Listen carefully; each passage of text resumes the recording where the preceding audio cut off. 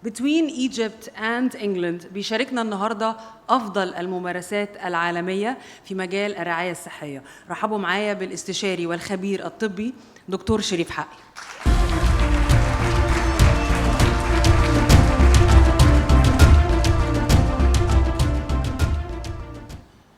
Thank you, Nardine, and I'm very proud and privileged to be a part of this group. وفي الأول عايز أشكر لميا, هانيا and team. They've been fantastic بصراحة. And I've given a TEDx talk in the past, and I have to say this is absolutely no different to my TEDx experience. بس this is a local brand. فcongratulations على اللي انتوا عاملينه. And over the last 10 years, I've seen this grow. فألف مبروك وإن شاء الله to continue to grow and succeed بإذن الله. Thank you to all the attendees, Sir Mansour, Dr. Raya Mansour, and everyone. It's a privilege to be a part of this الحقيقة.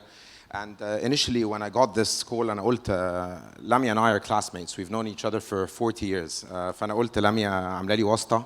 When I got just a part of this group. But slowly I kind of started knowing that actually medicine and surgery and what we represent is kind of overlooked in forums like the ones that are attended by people like yourselves. Entrepreneurs, businessmen, minds. We generally tend to kind of look at this kind of focal point of just health without looking at the big global picture. And I'm going to try today through just a few slides and a few stories to tell you that this is something that needs everyone in this room's input. We have to make it better because an ailing person is an ailing nation, and an ailing nation cannot make people like you succeed. So in order for us to succeed as a group, in order for us to succeed as a country, we have to look after our own health. I'm going to just try to shed a light on this. أنا بعمل حاجة غلط؟ لا أنا عايز أرجع. This photo is actually a big part of the story. I'm going to start telling you something about it. Of course, we all, at least I know that I do, I hate speaking to the next person on the plane. It's kind of like your own 5 hours of just being quiet. You try to focus on your phone or put headphones and not speak to the next person because this is 5 hours of continuous and ongoing conversation that perhaps is not needed. But anyway, in this particular situation, the guy sitting to my left, دلوقتي في الصورة دي to my right, he goes, I know you. I'm a doctor. I'm a surgeon. I work between Cairo and London. For the best part of 12 years, I spent most of my time, 15 years actually, I spent most of my time in London. And then I decided to change things around and spend most of my time in Cairo. And now I spend about 5 days a month in London teaching and operating, and the rest in Cairo doing the same. The person sitting just right next to me got to know me and said, and I know you. We started having a conversation. I'm a graduate of 2001 قصر عيني, 2001. I'm 47 years of age in a few months. This guy's 31. He's about, 16, 17 years my junior. He's an anesthetist. He graduated from القصر العيني. He's one of the top of his class. The way things work in medicine and healthcare in Egypt is that if you graduate in the top 150 members of your class, you end up getting the privilege of being a resident at Cairo University. And a resident at Cairo University is basically a path to skill, and inshallah, in time, you'd be a well-known surgeon and you'll have a good income. A doctor, I'm a surgeon. These two guys are actually from the قصر العيني path. يعني they graduated as the kind of the أول 150 from their class, the first 10, probably 5 percentile. They end up getting very decent jobs, very decent training, and they have a career where they are going to earn a very decent living and recognition in their own society. Now, these two guys were completely different to mine, to my story. They basically wanted to completely burn the bridge. مش عايزين يرجعوا مصر تاني يوم. And this was really an eye-opener for me, and actually it was a very pleasant 5-hour conversation. Initially I started having it with the guy to my right, and then the guy sitting in front of us heard the story and turned back and said, can I engage? I'm an orthopod. He's an orthopedic surgeon. He's actually the first on his class. Yani, Sherif and I know our classmates who graduated as such, and they're earning a very good living currently. This guy, it was he decided to leave Egypt. His wife is also a neurologist, a specialty which is really rare in Egypt. And if you have a good neurologist, they're, again, going to earn a very good living. But these two decided that they are not coming back. I started having a conversation with them. Why is this happening? And we really are repelling to people like these to stay here. The salaries, the environment, currently, دلوقتي, things such as the horrible new law, I'm sorry to bring this to the table, and quite a few other things. The chat was an eye-opener for me, and I'll show you this. I think I have a problem with my pointer. It's either this post, I'm just going to leave it here as I'm still carrying on with the same conversation. Again, was a very, very enlightening post. It's from a guy called Walid al-Nahal. Walid is like myself, one of those people who decided to make the U-turn and come back to Egypt. And Walid goes that he arrived to London on one of those days where the e-gates were not working. And he ended up being lost in a queue of 4 to 5 hours before he made it to the gates. And during the time, you make friends with the people around you. You're going to have a chat, a glass of water or something. And everyone around him was a doctor. A doctor, again, like those two who wanted to burn the bridge and not come back.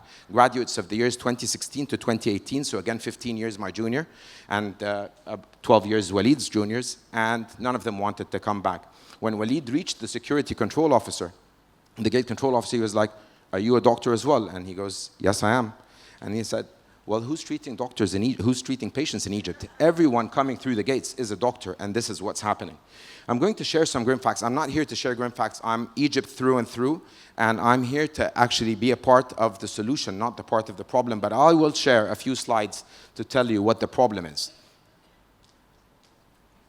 So this is, I explained my journey. I graduated from Al-Asr Al-Aini, and I ended up being in St. Mary's Hospital.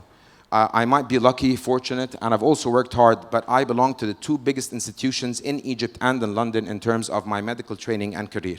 And St. Mary's is part of Imperial College London. Imperial College London is a top 10 university and is the largest hospital trust in the UK.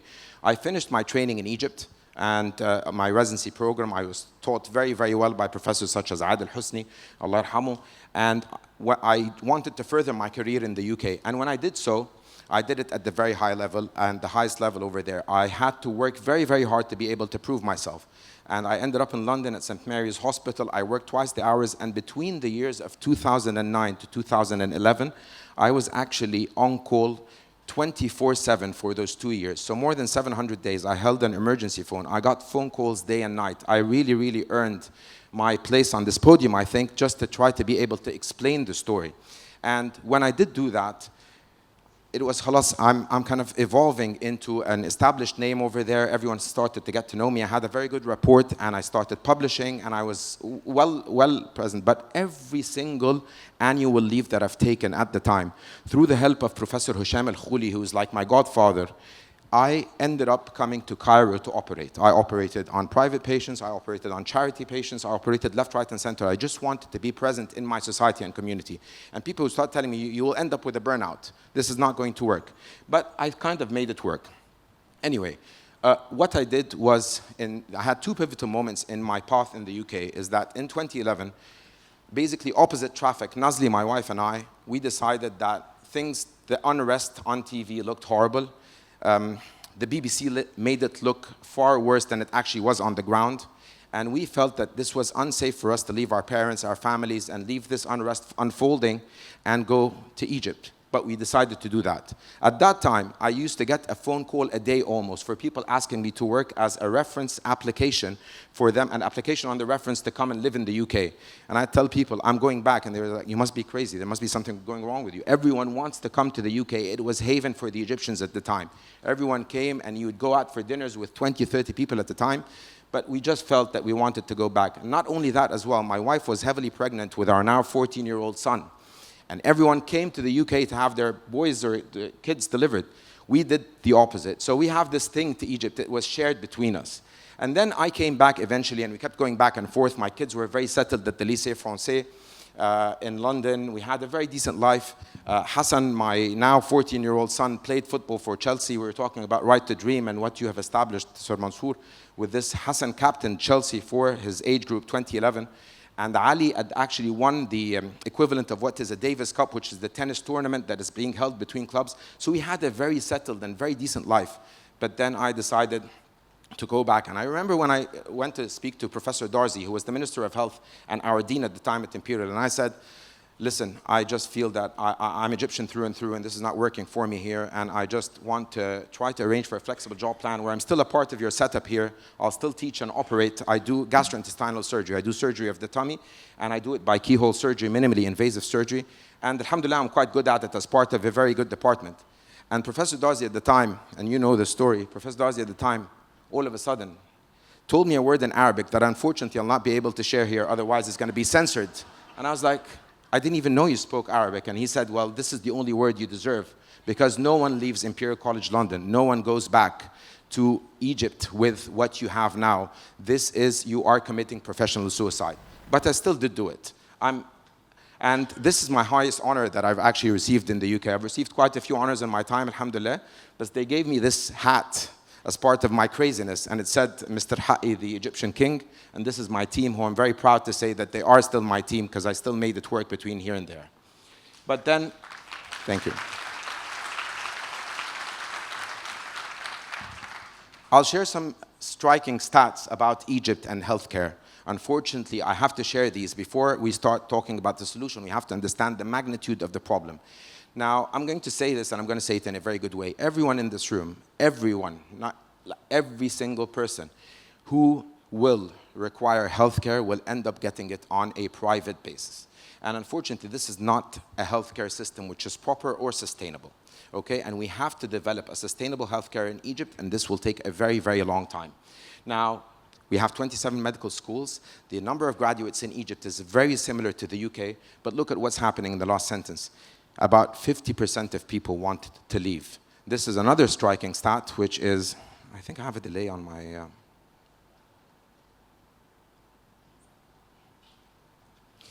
This is actually a scientific research publication, which is very widely received. And this is a questionnaire of just short of 10,000 semi-graduates, graduates, and people who are just about to leave medical school. Almost 90% of people want to leave Egypt. 90% of medical graduates. That's 9 in 10. That will mean that there will be a stage that if we do not manage this, we will not have doctors to treat us. This is a major, major security issue. This is a major health issue, and this needs to be addressed. This is what's happening in the UK now. This is the General Medical Council data. Egyptians are forming one of the highest volume doctors leaving the country, and we are increasing by the year. And I promise you that if we look at 2025, there is about probably a 300% increase. Let me tell you this striking fact. I can run my whole day in the UK as a doctor speaking in Arabic and Arabic alone, without speaking to a single word of English, to both patients, colleagues, and everyone. It is becoming crazy. Now, unfortunately, again, this is a striking fact that I only got to know about it properly yesterday when I was preparing this. We have one of the lowest doctor per patient data on planet Earth, and this really needs to be addressed. Okay? So developing countries should have, well, we should be somewhere between around 10 to 15. There are so many neighboring countries who are a lot more than us. So in the context of the Narrative Summit and in the context of Egypt Reset, we need to work on this, and we need to fix this, because this is perfectly fixable. I'm limited to what I can provide. I'm a gastrointestinal surgeon. I operate on people's tummies with a keyhole. I can treat one patient at a time, but you can make a huge difference, and let me explain how. So these are people who made the U-turn like myself. I chose to not put myself in the photo. Some of them are, you would probably know. Ismail Fathallah down to the right is an orthopod who does knee and joint replacements, and he's back. And Ismail is back. I'm going to give myself the credit for him being back. Ismail is back because I brought him back. Ahmed Afifi up on the right is the guy who leads Magdi Yaoub's cardiac surgery, Professor Magdi Yaoub cardiac surgery department, and he's doing one hell of a job out of what he's doing. He's doing pediatric surgery and adult surgery. Afifi is also my classmate and previously my flatmate in the UK. We were just discussing this, and he's doing his job here in the UK. Samah Aziz in the middle. This is the only photo I could find for him in the internet. He's that type of person. No one would know Samah Aziz. Samah is easily the best esophageal cancer surgeon, if I may. I'll take it as far as to say in the world. He has some of the best results in the world, but he's so he's really, really not in the limelight, and he's not after it. Samah was my colleague at St. Mary's for 8 years. Samah actually returned before I did, for family reasons. Walid al-Nahal is the guy who posted the post, and the guy up on the left actually does the most unsavory job in the whole of medicine. He is an infectious diseases consultant. I promise you, he's the only infectious diseases consultant in Egypt, and he's from the US, and he's board certified, and no one knows about him as well, but he's the guy who treats those kind of weird and wonderful infections, and his name is Mustafa al-Fishawi. And all of these guys came back. When I first came back, everyone told me, you're going to have to operate with the standards and ethics that we operate with in Egypt. And I said, this is not going to happen. It's over my dead body. And they said, then you'll fail. And I said, well, in that case, I'll just head back. I'm not willing to fail. I haven't failed so many times before. I think I can now tell you now that after those 15, 18 years, that what I've established here, alhamdulillah, in Egypt, I would probably say that I feel now more comfortable operating with this team, with the Egyptian flag here, as I am operating in the UK, or perhaps a bit more. The team that I've developed with the anaesthetists, the assistants, and those wonderful nurses, my scrub nurses here in Egypt are some of the most skilled nurses ever. And I have to say that I have established both. And also on a family level, when we returned, everyone said, you're not going to enjoy Egypt. Hassan, my football player, who played for Chelsea in London, now plays here. He actually ended up playing Sir Mohammed Mansour's team. They drew the first match and then they lost the second. He captained the team on that day. And Ali played tennis and plays tennis here, and they actually won the national tournament for Gezira. So you can establish a good, people would tell you it's suicide on every level, on social level, on a professional level. It actually really isn't. This is your role. I'm going to explain a bit about the slide. I really hope I'm doing well for time. But in order for us to attract those Egyptian minds back to Egypt, and believe me, there are so many, it is going to be difficult. It's easier for them in the Gulf. They get far better paid, and they also don't want to leave the West. So we have to try to figure a way through entrepreneurship to attract them back. Now, I'm going to say a very, very confrontational point, and I hope that people in the attendance would understand what I'm about to bring up. The way that we do the philanthropy and charity when it comes to medical health care in Egypt is an absolute failure. In uppercase letters and underlines and borderlines, that's fine. I'm going to be okay for 3 minutes, okay? The way that we spend our Ramadan money based on these nice songs and flashy ads, where we put those money in kind of high-ceiling, air-conditioned facilities that run, if you count how much of this $1 that you're spending in charity money is actually going towards patient care, you would be surprised, and you're not going to spend this dollar next time. The way this needs to be done is that it needs to be done the way it's done everywhere in the world. And for people who, everyone here goes to the UK and to the US, you will find this.